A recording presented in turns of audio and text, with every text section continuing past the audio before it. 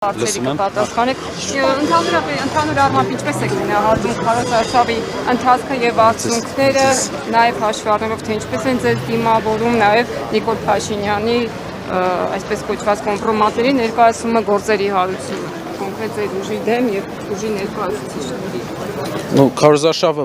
բավական ինձ համար առաջի փորձն է, բայց բավական հետաքրքիր է անցնում։ Մենք միայն դրական կարծիքներ ու դրական վերաբերմունք ենք տեսնում մեր հայրենակիցներից եւ փորձում ենք փոխանցել նաեւ, կարծում եմ հաջողվում է այն տեսլականը, որ մենք ունենք որակական փոփոխություն մեր երկրում։ Որակական փոփոխությունը իր մեջ ներառում է Հայաստանի պետության մոդելի մոտեցման մոդելի փոփոխություն։ Հայաստանի պետությունը պետք է հիմնականում զբաղված լինի Հայաստանում աշխատատեղեր ստեղծելով, սոցիալական հարցերին մի քիչ այլ անկյունի տակ նայելով եւ դա ենք ուզում ներկայացնենք։ Նաեւ մարտահրավերների մասին ենք խոսում։ Միայն դրականը առաջին փորձն է, բայց կարծում եմ համեմատելով այն վերաբերմունքը, ինչ անգամ պետական ռեսուրսի օգտագործման պարագայում իշխանությունը ունենում է, արժանանում է, օրինակ Երևանում հավաքների բացակայությունը, մենք ամեն համայնքում հավաքները մարդիկ, հազարավոր մարդիկ են գալիս, մենք տեսնում ենք, որ վերաբերմունքը ամեն ինչ ասում է հողի վրա։